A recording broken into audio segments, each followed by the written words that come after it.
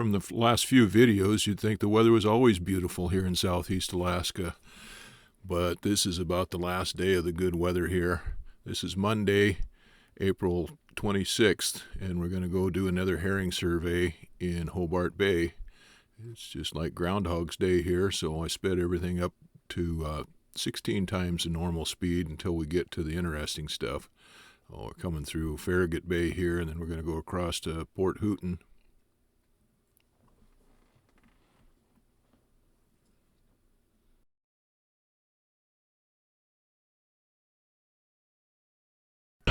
Coming along the north shore of Port Hooton and looking up ahead of us there, I could see a disturbance in the water on the other side of that creek delta where it comes out there. Well, I was kind of paying attention to that, and when I got over it, there's a whole bunch of sea lions there working on some herring. And as we go over it, you can kind of see it a little bit and see the seagulls working it and stuff. You can't really see the herring.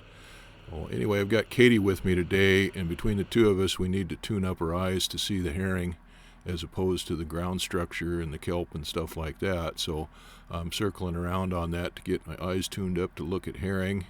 And as we turn around here and go down the beach back the other way, and notice that there was a lot more herring there than I initially saw. I was tuned in to the ones I could see the sea lions working on, and I missed the ones along the shore here back, going back towards the east. Well, we circled on those a little bit and get a good mapped out area of those and check those out, get our eyes tuned up and stuff, and then we'll head on up to Point Hobart.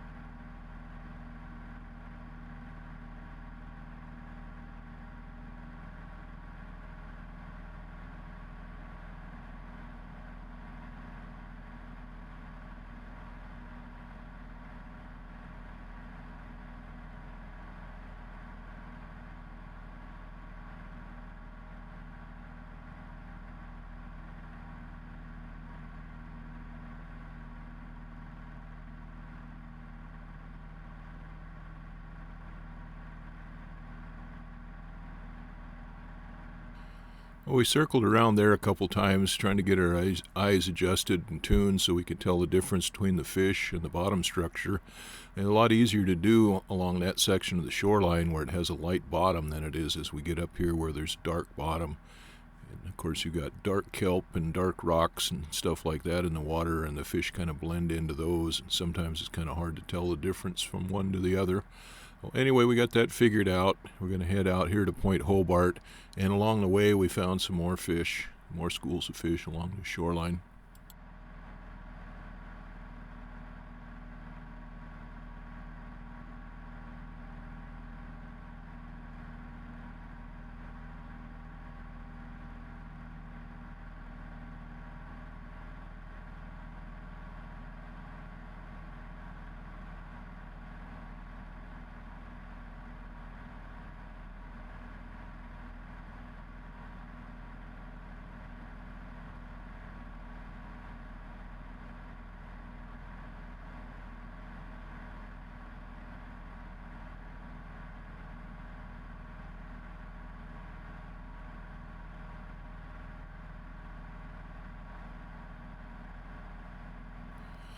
Coming around this point, the rocks are a lot darker. There's not that light-colored sandy beach, and there's a lot of rocks out in the water and a lot of reefs. And of course, they have kelp on them and kelp beds there. In certain depths of water, there's certain types of kelp. They all look like fish when you want them to look like fish, but when you see fish, then you can kind of tell the difference. But anyway, we're starting to see a little bit of white milkiness in the water here too. Would look right ahead on the right hand side about center screen, and you can see the real white there. That's a good indication that there's fish there, because that's active herring spawn.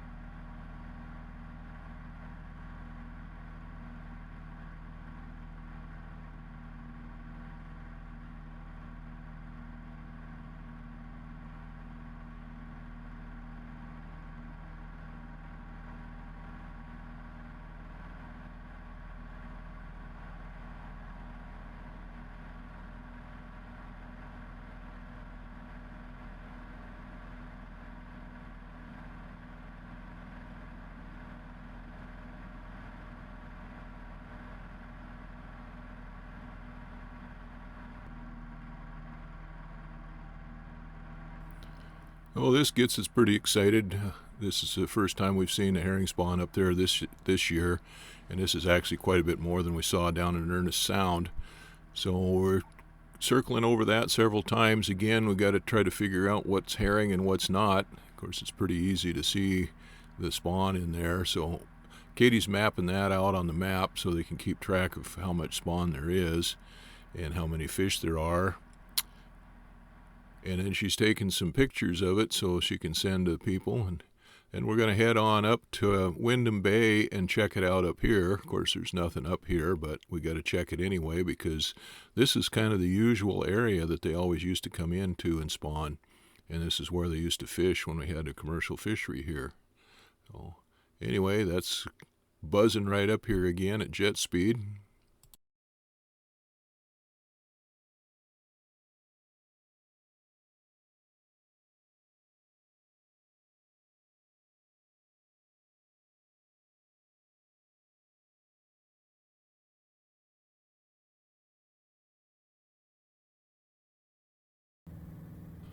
We're about halfway between Windham Bay and Hobart Bay, with Point Hobart right off the nose. We're headed back south to look at that area again. Hadn't seen any fish here. I've got a new cell phone and the new camera, video camera. I'm going to try to use it. It's hard to take video out of the airplane when you're flying, even harder when you're maneuvering, but we'll give it a try.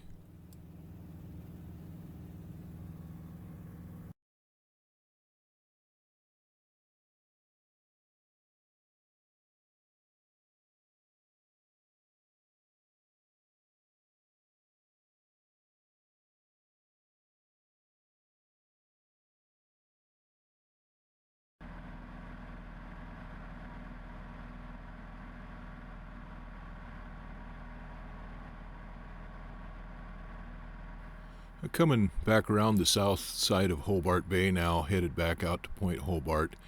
Well, I'm going to switch over here in a second to my handheld camera, to my cell phone camera, and take some videos of that. We'll be able to see down into the water a little bit better with that. And the first videos, there's no fish in it. It's just showing the structure of the bottom there. You can see the dark rocks and how they can kind of look like fish if you wanted to make them into it, and the kelp line, things like that. And then we'll run into fish and start running into the spawn and stuff, and you'll be able to see the fish in the spawn. Now, this water has been really clear here with the clear weather, the sunshine and stuff. You can see the visibility in the water is probably about 20 feet or more from the airplane.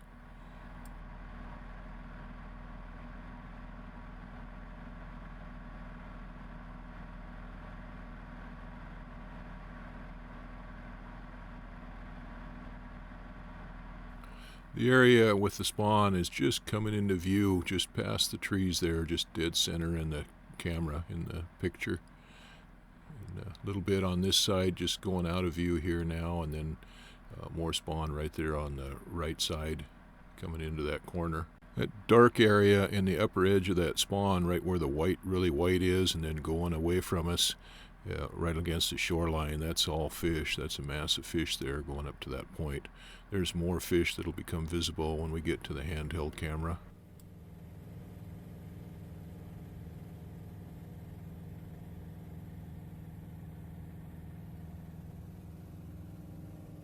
A person really want to make that dark area there around that one little point and along this shoreline right here coming under us, around those rocks and stuff there. A person really wants us to make those into fish, but that's all algae or kelp, something like that. And then we've got a white bottom on there that's easy to mistake for milt or the drift from the spawn, but that's just the white bottom. As we come around this point here, though, we start getting white in the water, and that will be drift from the spawn area. The tide and the currents and stuff carry that away from the spawn area pretty fast. So I said, as we come around this corner a little bit and look down and see the milky looking stuff in the water, that's the spawn getting pulled away. And now along this shoreline here, that reefy area that's just going to the right, that's fish along that, in those rocks there tight against that. There's a school of fish just about upper center going to the right now. The upper center is a rock, a reef there, but this is that massive fish I was talking about earlier that's coming into view there and just going past. And you can see the shapes of it as the fish move around. Coming right up against the strut, there's a curlicue there, that's fish. Right tight into the rocks, that's fish. And then just past that point and underneath us, there's fish in there, tight in on the rocks, really tight in on the rocks, and then more along the shoreline there offshore. Oh, the stuff right between the V and the struts right now is not fish, that's reef and kelp and stuff there. It's hard to tell because there's milt in the water, and it makes the water clarity, like I say, not so good. So any dark stuff, you want to try to make it into fish, but it's not.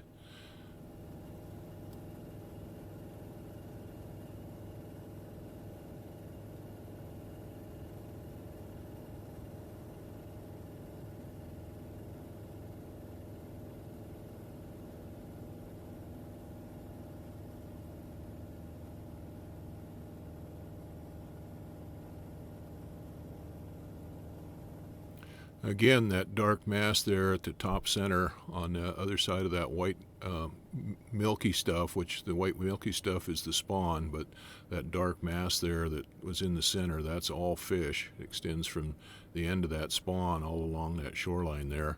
And there is fish in the spawn too. There's fish in the white, of course. That's what makes the white, or makes the spawn. But yeah, there's quite a bit of fish here. Now you can kind of see it off of that point, that little rocky point, and then along this shoreline here, that dark mass all along there.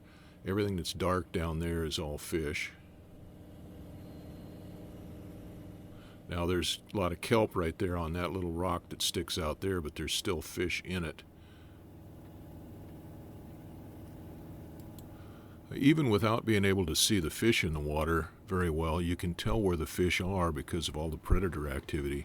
Now there's thousands of seagulls right down there feeding on the fish and the roe, And then there's a lot of sea lions around there too. Sea lion activity. There's bald eagles.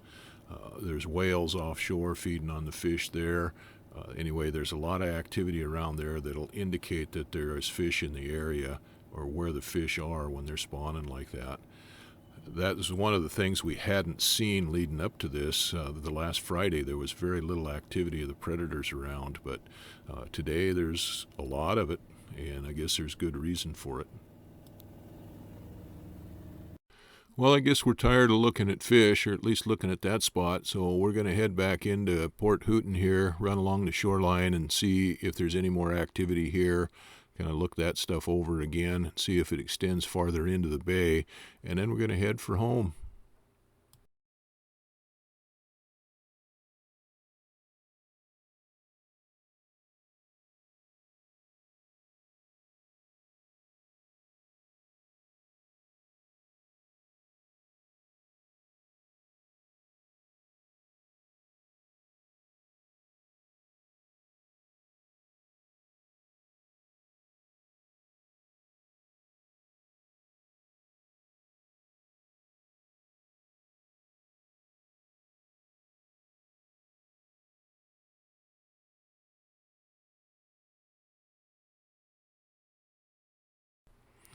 Well, today was the last of the really good weather that we had. It wasn't the last of the fish, though, so we made several more flights up there.